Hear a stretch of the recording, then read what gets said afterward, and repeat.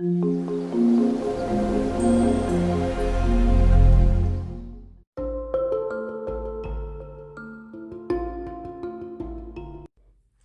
les amis, c'est Nat, je suis ravie de vous retrouver pour ce nouveau tirage, ce nouveau message de nos ancêtres. Alors, tous les mercredis jusqu'à la fin du mois de novembre, on va se retrouver pour donc un tirage qui va être valable du mercredi au mercredi suivant jusqu'à ce que je refasse un tirage. Voilà, donc vous pouvez évidemment l'écouter plusieurs fois dans la semaine si le cœur vous en dit. Vous pouvez essayer de noter quelques indications quand vous écoutez ce tirage et voir un peu au fil de la semaine ce qui se produit.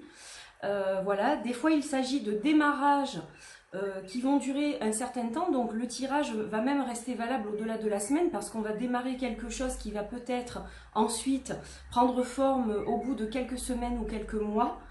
Voilà, donc c'est un tirage un peu particulier où je me connecte à nos ancêtres avant de démarrer ce tirage. Je fais un petit rituel, voilà, pour me connecter à eux, à leur énergie, à leur enseignement, à tout ce qu'ils nous ont légué, laissé, appris, pour pouvoir justement faire un tirage au plus juste et vous délivrer les meilleures énergies possibles, les meilleurs messages les plus clairs possibles pour que vous puissiez, vous, et bien avancer sur votre chemin avec ces petits messages de nos ancêtres. Alors aujourd'hui j'ai choisi un tarot de circonstance évidemment, hein. Voilà, donc là la semaine dernière c'était un petit peu l'entrée en matière. J'avais utilisé le magnifique jeu de Stéphanie Gras, l'oracle d'Amaham, qui était absolument superbe. J'ai beaucoup aimé le message que nous avons reçu la semaine dernière. Et là donc je reprends mes jeux de l'automne, mes jeux ancestraux, voilà, qui me connectent aux énergies des ancêtres. Donc j'ai le magnifique tarot des origines de Sergio Topi. Vous savez que celui-là c'est un de mes chouchous. Je l'aime d'amour, je l'adore ce tarot. Voilà, c'est celui qui me connecte vraiment le mieux aux énergies de nos ancêtres, je pense. Et j'ai choisi aussi le Fountain of Travazon, qui est un oracle, qui est très très beau aussi et qui nous permet d'avoir des messages justes, le plus juste possible par rapport à nos ancêtres. Alors on va commencer tout de suite, je vais battre le tarot. Voilà, donc les vidéos seront en principe face caméra, comme ça vous permet aussi de me voir un peu de temps en temps.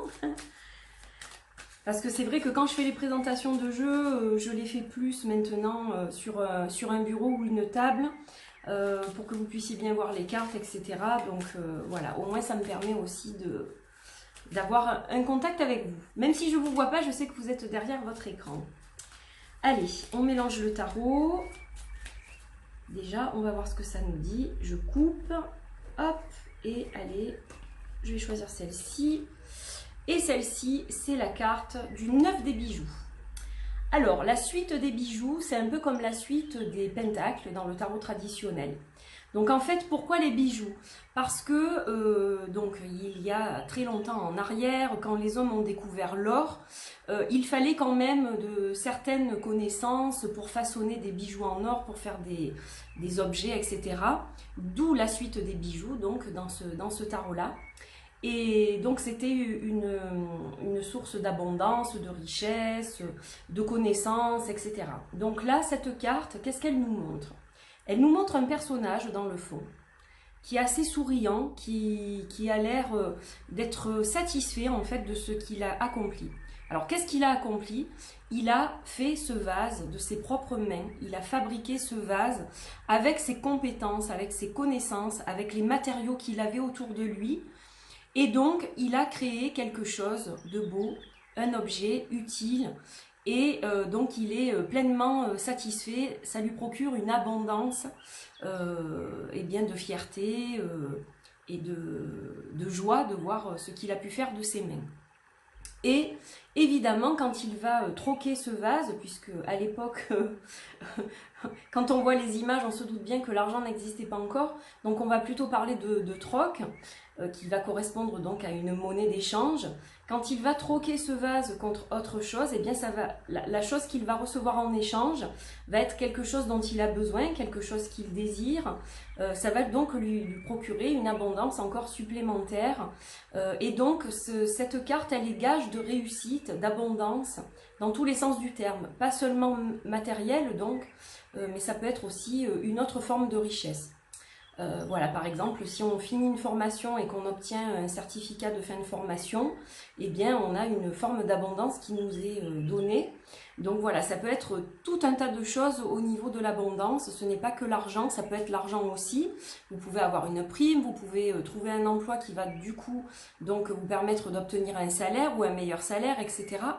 Mais on parle de toutes les formes d'abondance dans cette carte. Donc là, les ancêtres nous disent que cette période, cette semaine est propice pour l'abondance. L'abondance des relations, l'abondance financière, l'abondance sous toutes ses formes. Donc ça, c'est le premier message que nous recevons. Et on va regarder... Alors, j'ai été interrompue par le facteur. Donc, on continue. J'étais en train de mélanger mon oracle. Allez, donc, on va voir ce que ça donne au niveau de l'oracle. Qu'est-ce que l'oracle va nous dire par rapport à la suite, pour la suite pardon, de ce tirage. Oups là, elle est tombée toute seule. Ah, je l'adore celle-là. La carte du bol médecine.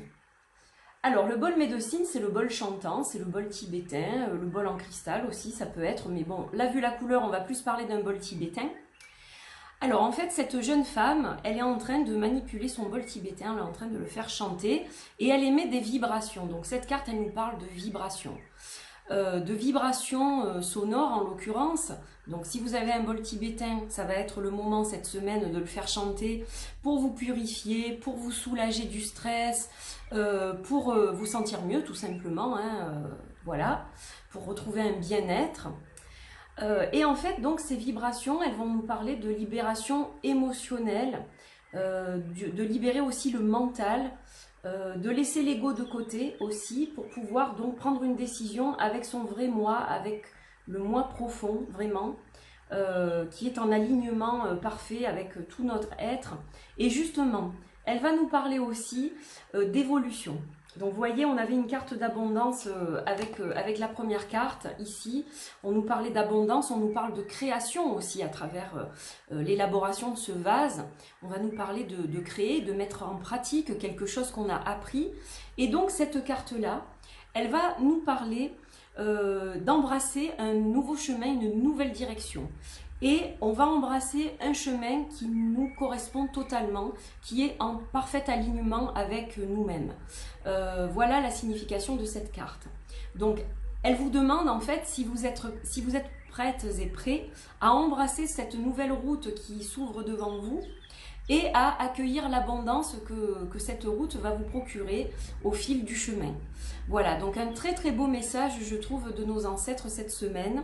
Donc si vous avez dans l'idée quelque chose qui vous tient à cœur, que vous souhaitez mettre en pratique, que vous souhaitez rendre concret, eh bien c'est peut-être le moment de s'y pencher cette semaine, de réfléchir à comment faire les choses et d'embrasser le chemin qui s'ouvre à vous, voilà, avec tout votre être, puisqu'apparemment ce chemin est en parfait alignement avec vous.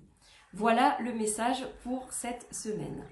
J'espère que vous avez passé un bon moment avec nos ancêtres et avec moi.